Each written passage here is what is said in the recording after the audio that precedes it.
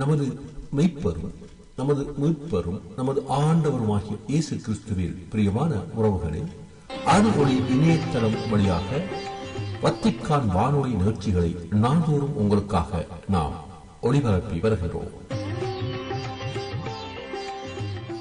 அருள்ஒளி இணையதளத்திற்காக தொகுத்து வழங்குபவர் உங்கள் அன்பிற்கினிய பேசால் தாஸ்.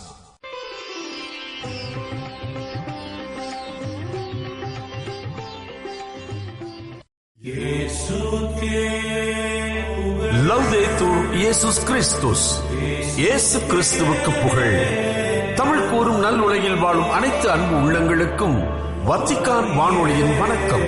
இறைவன் உங்கள் உள்ளத்தையும் இல்லத்தையும் தன் அன்பாலும் அருளாலும் அமைதியாலும் இன்றும் என்றும் நிரப்புவாராக.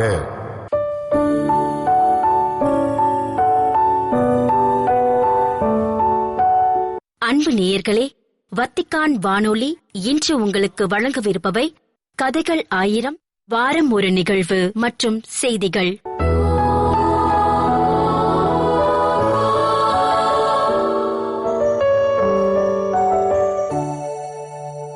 கதைகள் 1000.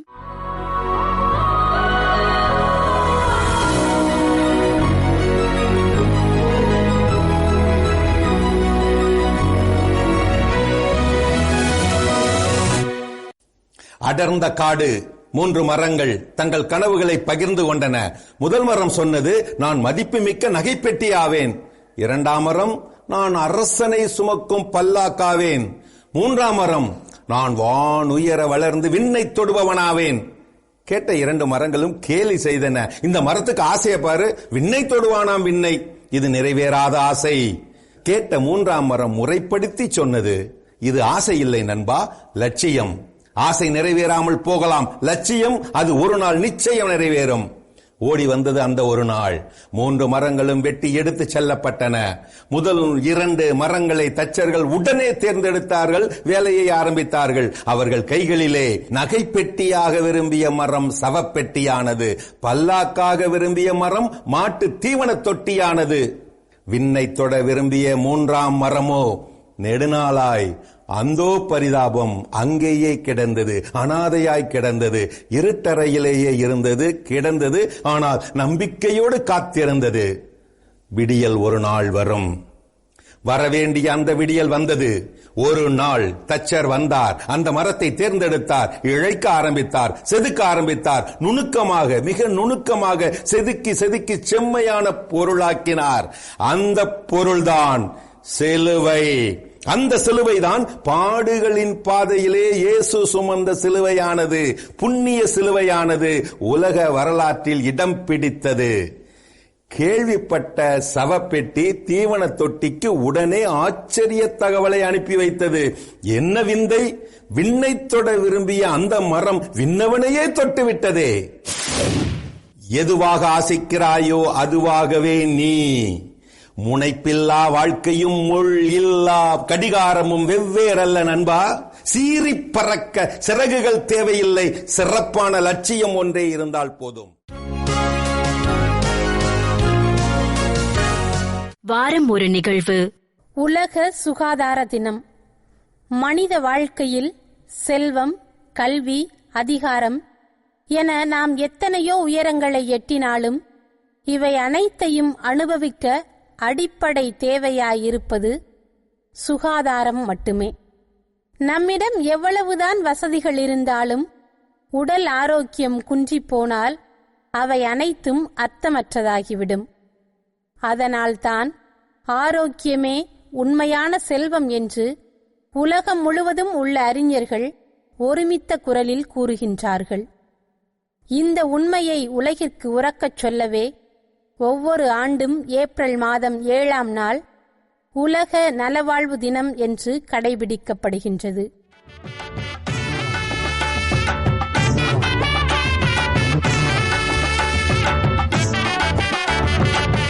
உணவே மருந்துன்னு சொன்னாங்க பெரியவங்க, மருந்தே உணவாகும் காலம் வர போகுதுங்க.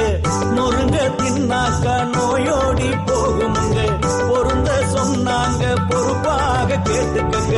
நீயும் நானும் இங்கே 100 வருஷம் வாழணும்னா, நோய் நொடி இல்லாத தேகம் கொண்டு ஆளணும்னா, முன்னோர் சொன்னதையும் முறையா கேட்டுக்கணும். முதன்மை தேகம் ஒண்ணு தலையில போட்டுக்கணும். ஆட்டி வைத்தியமும் நாட்டு சமையலும் நாக்கு உறவைக்கும் வீட்டு கைமணம். 6 சுவைகளை நானும் சேர்க்கணும். ஆரோக்கியமா வாழ அதுவே துணை வரும்.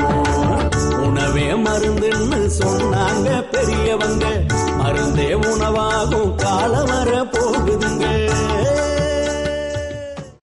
1948ஆம் ஆண்டு ஏப்ரல் 7ஆம் நாள் ஐக்கிய நாடுகள் சபையின் கீழ் உலக நலவாழ்வு நிறுவனம் அதிகாரப்பூர்வமாக உருவாக்கப்பட்ட இந்த தினத்தை நினைவு கூர்வதற்காகவே 1948 முதல் ஆண்டுதோறும் ஏப்ரல் 7ஆம் தேதி இந்த விழிப்புணர்வு நாள் அனுசரிக்கப்பட்டு வருகிறது.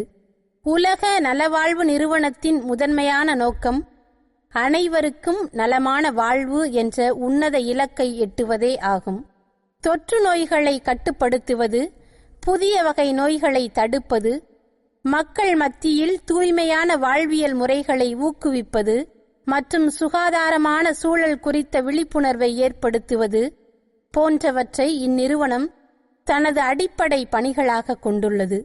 வறுமை கோட்டிற்கு கீழ் உள்ள கடைக்கோடி மனிதனுக்கும் தரமான சிகிச்சை கிடைக்க வேண்டும் என்பதே இந்த அமைப்பின் மாபெரும் கனவாகும்.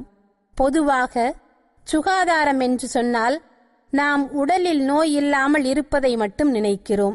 ஆனால் உலக நலவாழ்வு நிறுவனத்தின் வரைமுறைப்படி சுகாதாரம் என்பது நோய் இல்லாத நிலை மட்டுமல்ல. ஆரோக்கியம் என்பது வெறும் உடல் நலம் மட்டுமல்ல. அது உடல், மனம் மற்றும் நம்மை சுற்றியுள்ள சமூக உறவுகள் என 3ம் நன்றாக இருப்பதை குறிக்கிறது. ஒரு மனிதன் உடல் அளவில் பலமாகவும் மன அளவில் நிம்மதியாகவும் மற்றவர்களோடு அன்பாகவும் பழகி வாழும்போதுதான் அவன் முழுமையான ஆரோக்கியத்தோடு இருப்பதாக சொல்ல முடியும். இன்றைய உலகில் நம் ஆரோக்கியத்திற்கு பல புதிய சிக்கல்கள் வருகின்றன. அதிகப்படியான மனக்கவலை, கடைகளில் விற்கும் துரித உணவுகள், உடற்பயிற்சி செய்யாத சோம்பேறித்தனம் மற்றும் சரியான தூக்கமில்லாமை போன்றவை நம் உடலை மெல்ல மெல்ல பலவீனமாக்குகின்றன. இவற்றுடன் சுற்றுப்புற அழுக்குகளும் தீய பழக்கங்களும் சேர்ந்து மனிதர்களுக்கு பெரிய ஆபத்தாக மாறியுள்ளன. இந்த சிக்கல்களிலிருந்து தப்பிக்க வேண்டுமானால் நாம் மீண்டும் நமது பழைய நல்ல உணவு முறைகளுக்கும் நிம்மதியான வாழ்க்கைக்கும் திரும்ப வேண்டியது மிகவும் அவசியம். ஆரோக்கியம் என்பது வெறும் நோய் இல்லாமல் இருப்பது மட்டுமல்ல, அதுதான் நம் வாழ்வின் முன்னேற்றத்திற்கு அடிப்படை. உடல் நலம் நன்றாக இருந்தால் மட்டுமே நம்மால் வேலையை சிறப்பாக செய்யவும், பாடங்களில் கவனம் செலுத்தவும் மற்றும் வாழ்க்கையை சந்தோஷமாக வாழவும் முடியும். நம் உடலை பாதுகாப்பது என்பது நம்மை நாம் நேசிப்பதற்கு சமம். உடல் நலம் சரியில்லை என்றால் நம்மிடம் இருக்கும் வேறு எந்த வசதிகளும் நமக்கு உதவாது என்பதை நாம் புரிந்து கொள்ள வேண்டும். உடல் நலத்தை போலவே மனநலமும் இன்று மிகவும் முக்கியமானது. அதிக கவலை, தனிமை, பயம் மற்றும் நம்மால் முடியாது என்ற எண்ணம் போன்றவை ஒரு மனிதனின் வாழ்க்கையை கெடுப்பதோடு உடலில் பல நோய்களை ஏற்படுத்தவும் காரணமாகின்றன. எனவே அன்பர்களே, மனதை அமைதியாக வைத்துக் கொள்வதும் நல்ல எண்ணங்களை வளர்த்துக் கொள்வதும் ஒரு ஆரோக்கியமான வாழ்விற்கு மிக முக்கியமான தேவையாகும் என்பதை உணர்ந்து கொள்வோம். நாம் சாப்பிடும் உணவே நம் உடல் எப்படி இருக்கும் என்பதை தீர்மானிக்கிறது. உணவே மருந்து என்று பெரியவர்கள் சொன்னது போல, சத்தான உணவும் சுத்தமான குடிநீரும் நல்ல வாழ்க்கைக்கு மிக அவசியம். நாம் தினமும் சாப்பிடும் உணவில் பழங்கள் மற்றும் காய்கறிகளை அதிகமாக சேர்த்துக்கொண்டு அதிக இனிப்பு மற்றும் எண்ணெய் நிறைந்த உணவுகளை தவிர்ப்பது நல்லது. சரியான உணவை சாப்பிட்டாலே பல நோய்கள் வராமல் நாம் தப்பிக்கலாம். உடல்நிலை சரியில்லாமல் போன பிறகு மருத்துவமனைக்கு ஓடுவதை விட நோய் வராமல் பார்த்துக்கொள்வதே புத்திசாலித்தனம். சரியான நேரத்தில் தடுப்பூசி போடுவது, அவ்வப்போது உடல் பரிசோதனை செய்வது மற்றும் நம்மை சுற்றியுள்ள இடத்தை சுத்தமாக வைத்திருப்பது போன்றவை நோய்களை நம்மிடம் நெருங்க விடாமல் தடுக்கும். சுத்தமான தண்ணீரும் குப்பைகளை சரியாக அப்புறப்படுத்தும் செயல்பாடும் ஒரு நல்ல ஊரின் அடையாளமாகும். கமரு கட்டு, கடுக்கு முட்டாய், கடிச்சு திங்க கடலை முட்டாய், வாய் மணக்கும் சூட முட்டாய், வலிஞ்சு வரும் தேன் முட்டாய், இழந்த பழம், கொடுக்கா புளி, உப்பு போட்ட ஒட்டு மாங்க, கலாக்காய், கொய்யாக்காய், கட்டி விக்கும் பனங்கிழங்கு, பொட்டு கடலை, பொறி உருண்டை, வாங்கி தின்னு பாரு, பாலுங்கால 100 100.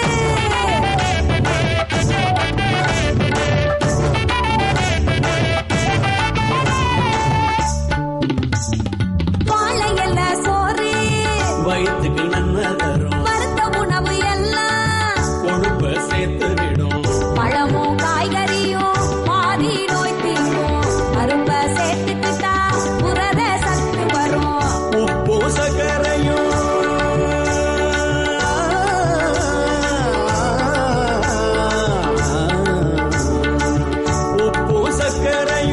அளவை குறைச்சிக்கணும். உள்ளூரில் விளைகின்ற உணவை புசிச்சுக்கணும். துரித உணவை விரும்பி உண்ணும் பழக்கம் மாறணும். தூய தேகம் வேணும்னா மதுவை தவிர்க்கணும்.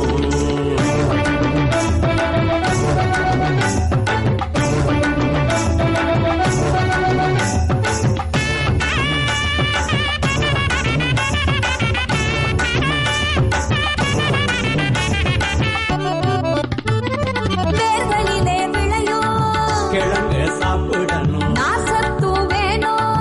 தண்டும் சாப்பிடணும். 100 விதமான கீரை வகை இருக்கு. நாளோ ஒதுக்காம தின்னா பயன் இருக்கு. வெள்ள சர்க்கரையே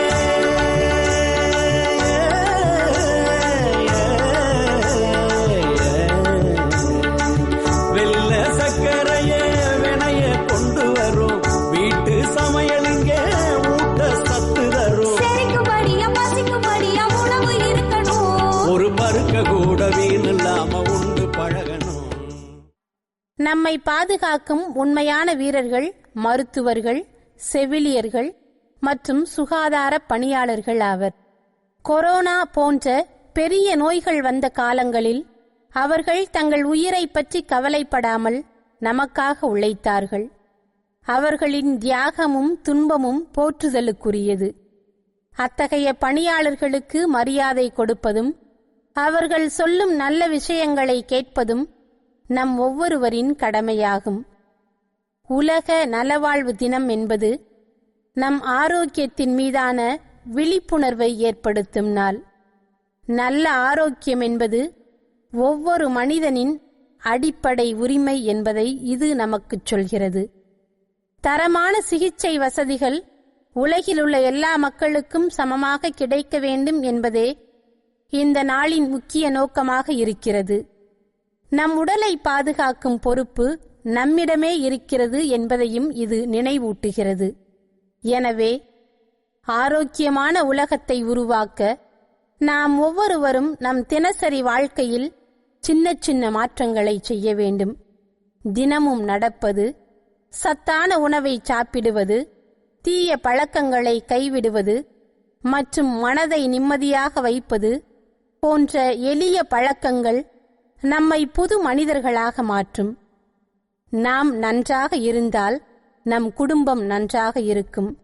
அதன் மூலம் இந்த உலகமே ஆரோக்கியமாக மாறும். ஆகவே அன்பர்களே, ஆரோக்கியத்தை காப்போம், மனித சமுதாயத்தை வளமாக்குவோம் என்ற உறுதியோடு நாம் வாழ்வை தொடங்குவோம்.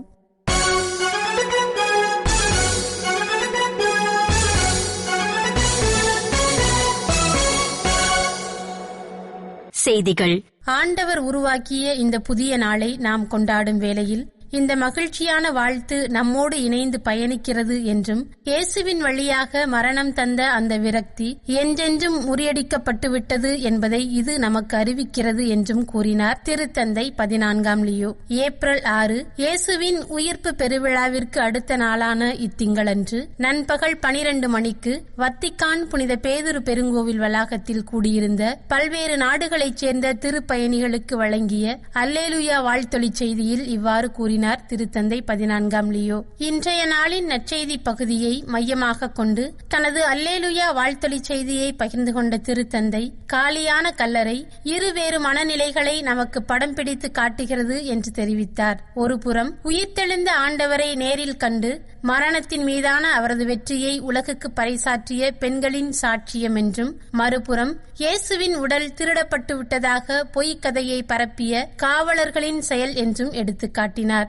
ஒரே ஒரு நிகழ்வுதான், ஆனால் அதிலிருந்து இருவேறு பார்வைகள் உருவாகின்றன என்று சுட்டிக்காட்டிய திருத்தந்தை, ஒரு பார்வை வாழ்வையும் நம்பிக்கையையும் நோக்கிய பயணமாக அமைகிறது என்றும், மறுபுறம் மற்றொரு பார்வையோ ஐயப்பாட்டிற்கும் இருளிற்கும் இட்டுச் செல்கிறது என்றும் விளக்கினார். இந்த முரண்பாடு ஒரு கிறிஸ்தவ சாட்சியாக வாழ்வதை குறித்தும் உண்மையான தகவல்களை பகிர வேண்டிய பொறுப்பை குறித்தும் சிந்திக்கும்படி நம்மை அழைக்கிறது என்று தெரிவித்தார். நமது வாழ்க்கையின் மூலம் நாம் பிறருக்கு அறிவிக்க வேண்டிய நற்செய்தியாக இயேசுவே இருக்கிறார் என்றும், இயேசுவின் உயிர்ப்பு ஒட்டுமொத்த மனித குலத்திற்கானது.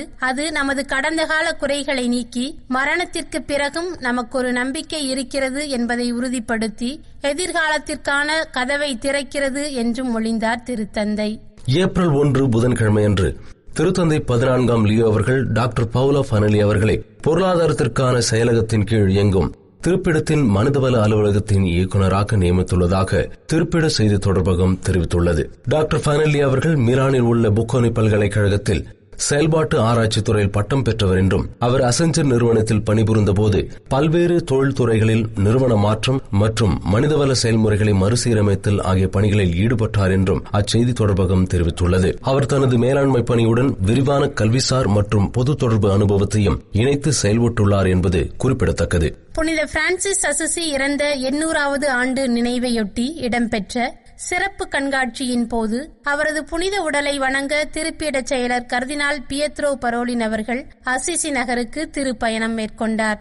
இந்த பயணத்தை ஒரு ஆழ்ந்த அனுபவம் என்று விவரித்த கர்தினால் பரோலின் அவர்கள், இது அகில உலக திரு அவைக்கும் தனிப்பட்ட நம்பிக்கை வாழ்விற்கும் புனித பிரான்சிஸ் எவ்வளவு முக்கியத்துவம் வாய்ந்தவர் என்பதை பிரதிபலிப்பதாக குறிப்பிட்டார். கிறிஸ்துவின் காயங்களை தம் உடலில் தாங்கியதன் மூலம் அவர் கிறிஸ்துவோடு கொண்டிருந்த ஒன்றிப்பு இன்றைய உலகின் பற்றுறுதிக்கும் நம்பிக்கைக்கும் ஒரு சிறந்த முன்மாதிரியாக திகழ்கிறது என்று குறிப்பிட்டார் கர்தினால் பரோலின். மேலும் இன்றைய காலத்தின் சவால்களை எடுத்துக்காட்டிய கர்தினால் பரோலின் அவர்கள், பிளவுபட்டு கிடக்கும் இவ்வுலகிற்கு அன்பினால் பதிலளிக்க வேண்டும் என்றும், குறிப்பாக எதிரிகளிடமும் அன்பு காட்டி இரக்கம் மற்றும் சகோதரத்துவத்துடன் செயல்படுபவர்களிடமே உண்மையான நம்பிக்கை காணப்படுகிறது என்றும் கூறினார். மத்திய தரைக்கடல் பகுதியில் நிகழ்ந்த 2 வெவ்வேறு கப்பல் விபத்துகளில் குறைந்தது 37 பேர் உயிரிழந்துள்ளனர் என்றும், அதில் லிபிய கடற்கரைக்கு அப்பால் 19 பேரும் மத்திய தரைக்கடலில் 18 பேரும் உயிரிழந்த இந்த சம்பவம் குறித்து தனது ஆழ்ந்த கவலையை தெரிவித்துள்ளது சேவ் தி சில்ட்ரன் எனப்படும் உலகளாவிய குழந்தைகள் நல அமைப்பு.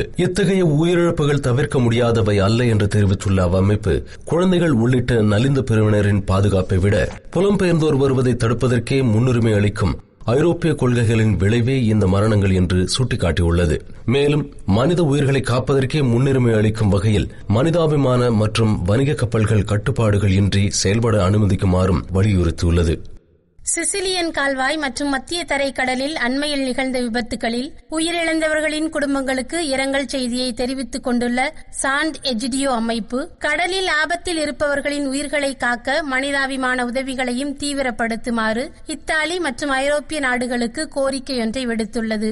உயிர்ப்பு பெருவிழா அன்று இரவு மத்திய தரைக்கடல் பகுதியில் நிகழ்ந்த படகு விபத்தில் உயிரிழந்தவர்களின் குடும்பத்தினருக்கு கத்தோலிக்க திரு அவையின் ஒரு அங்கமாக செயல்படும் உலகளாவிய பொது நிலையினர் அமைப்பான சாண்ட் எஜிடியோ அமைப்பு இத்தகவலை வழங்கியுள்ளது. சிசிலியன் கால்வாய் மற்றும் மத்திய தரைக்கடலில் அண்மையில் நிகழ்ந்த விபத்துகளில் உயிரிழந்தவர்களையும் சேர்த்து 70க்கும் மேற்பட்டோர் பலியாகியுள்ளனர் என்று தெரிவித்துள்ள அவ்வமைப்பு, இந்த மரணங்களுக்கு முன்னால் நாம் உணர்ச்சியற்றவர்களாக இருக்க முடியாது என்றும், அத்துடன் மத்திய தரைக்கடல் பயண துயரங்களின் புள்ளி விவரங்களை புதுப்பிப்பதோடு மட்டும் நம் கடமையை நிறுத்திக் கொள்ள முடியாது என்றும் கவலை தெரிவித்துள்ளது. இத்துடன் வத்திக்கான் வானொலியின் தமிழ் ஒளிபரப்பு நிறைவு பெறுகிறது. உங்கள் செவிமடுத்தலுக்கு நன்றி. தொடர்ந்து வத்திக்கான் வானொலியுடன் இணைந்திருங்கள். இறையாசிர் பெறுங்கள். இதுவரையும் நீங்கள் செவியுற்றது வத்திக்கான் வானொலியின் இன்றைய நிகழ்ச்சிகள். மீண்டும் மற்றொரு வத்திக்கான் வானொலி நிகழ்ச்சியில் உங்கள் அனைவரையும் சந்திக்கும் வரை அன்பு விடைபெற்றுச் செல்வது உங்கள் அன்பின் பேசாலை தாஸ்.